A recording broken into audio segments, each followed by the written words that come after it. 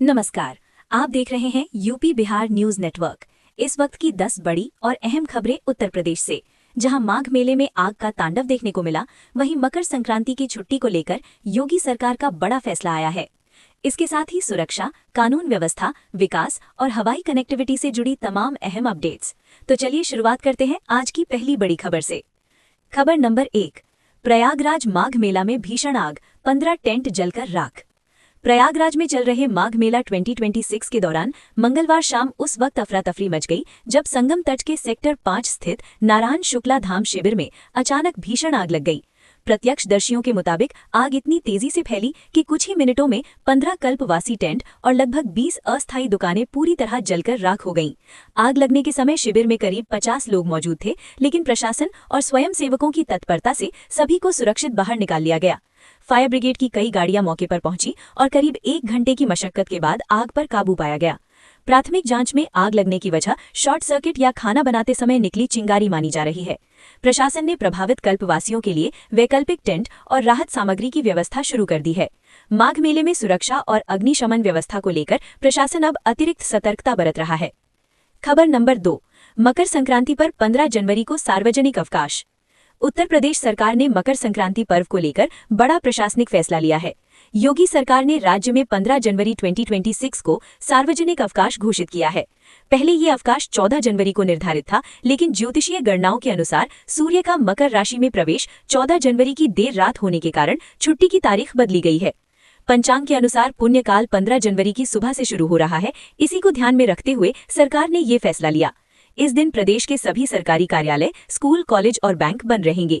सरकार का कहना है कि ये निर्णय श्रद्धालुओं की आस्था और धार्मिक भावनाओं को ध्यान में रखते हुए लिया गया है, ताकि लोग स्नान, दान और पर्व को पूरी श्रद्धा के साथ मना सकें। खबर नंबर 3, संगम समेत प्रदेश भर में मकर संक्रांति स्नान की धूम। मकर संक्रांति के अवसर पर उत्तर प्रदेश के प्रमुख तीर्थ स्थलों पर श्रद्धालुओं की भारी भीड़ देखने को मिल रही है। प्रयागराज संगम, वाराणसी के घाट, अयोध्या सरयू तट और गढ़मुक्तेश्वर में आस्था का सैलाब उमड़ा हुआ है। हालांकि मुख्य स्नान 15 जनवरी को होना है, लेकिन 14 जनवरी से ही श्रद्धालुओं ने स्नान शुरू कर दिया है। प्रशासन के मुताबिक प्रयागराज माघ मेले में करीब 1.5 करोड़ श्रद्धालुओं के पहुंचने का अनुमान है। सुरक्षा के लिए ATS, RAF, PAC और ड्रोन कैमरों की तैनाती की गई है। ठंड को देखते हुए अलाव, रैन बसेरे और मेडिकल कैंप लगाए गए हैं। श्रद्धालु स्नान के बाद तिल, गुड़ और खिचड़ी का दान कर पुण्य कमा रहे हैं। खबर नंबर 4, 2 मदरसों की मान्यता रद्द, अवैध विदेशी फंडिंग का आरोप। उत्तर प्रदेश मदरसा शिक्षा बोर्ड ने बड़ी कार्रवाई करते हुए संत कबीर नगर और आजमगढ़ के 2 मदरसों की मान्यता रद्द कर दी है। जांच में सामने आया है कि इन मदरसों को लंदन में रह रहे एक संदिग्ध मौलाना के जरिए अवैध विदेशी फंडिंग प्राप्त हो रही थी। गृह मंत्रालय और खुफिया एजेंसियों की रिपोर्ट के आधार पर ये कार्रवाई की गई है। प्रशासन का कहना है कि मदरसे शिक्षा मानकों का उल्लंघन कर रहे थे और उनकी गतिविधियों पर लंबे समय से नजर रखी जा रही थी। अब इन मदरसों में पढ़ने वाले छात्रों को नजदीकी सरकारी स्कूलों या मान्यता प्राप्त मदरसों में शिफ्ट किया जाएगा। इस कार्रवाई के बाद प्रदेश भर के मदरसा संचालकों में हड़कंप मचा हुआ है। खबर नंबर 5, संभल हिंसा मामले में 15 पुलिसकर्मियों पर FIR के आदेश। संभल हिंसा मामले में अदालत ने बड़ा और सख्त रुख अपनाया है। मुख्य न्यायिक मजिस्ट्रेट की अदालत ने ASP अनुज चौधरी समेत 15 पुलिसकर्मियों के खिलाफ FIR दर्ज करने का आदेश दिया है। ये आदेश एक पीड़ित युवक के पिता द्वारा दायर याचिका पर सुनवाई के बाद दिया गया। आरोप है कि हिंसा के दौरान पुलिस फायरिंग में युवक गंभीर रूप से घायल हुआ था। कोर्ट ने स्पष्ट कहा कि कानून से ऊपर कोई नहीं है और इस मामले की निष्पक्ष जांच जरूरी है। इस आदेश के बाद पुलिस महकमे में हलचल मच गई है और मामले की जांच की प्रक्रिया जल्द शुरू होने की संभावना है। खबर नंबर 6, पश्चिमी यूपी में हाईकोर्ट बेंच की मांग फिर तेज। पश्चिमी यूपी में हाईकोर्ट बेंच और एम्स की मांग एक बार फिर तेज हो गई है। प्रदेश के वित्त मंत्री सुरेश खन्ना ने दिल्ली में केंद्रीय वित्त मंत्री निर्मला सीतारमण से मुलाकात कर इस मुद्दे को उठाया है। पश्चिमी यूपी के वकील और सामाजिक संगठन लंबे समय से मेरठ या आगरा में हाईकोर्ट बेंच की मांग कर रहे हैं।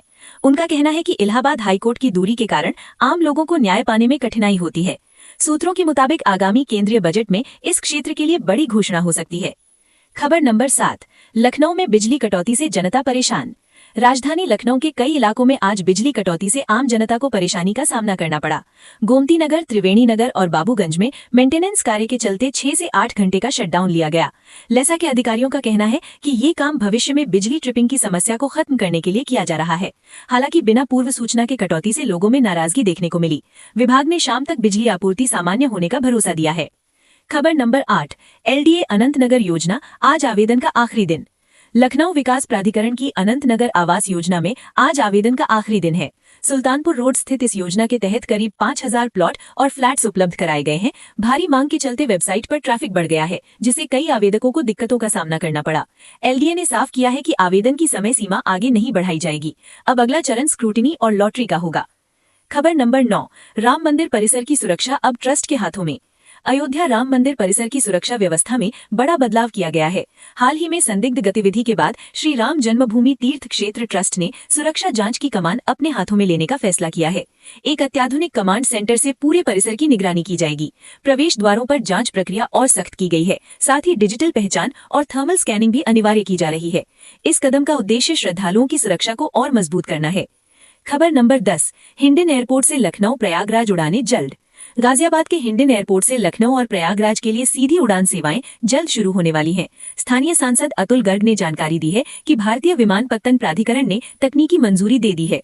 इस सेवा से गाजियाबाद, नोएडा और मेरठ के यात्रियों को दिल्ली एयरपोर्ट जाने से राहत मिलेगी।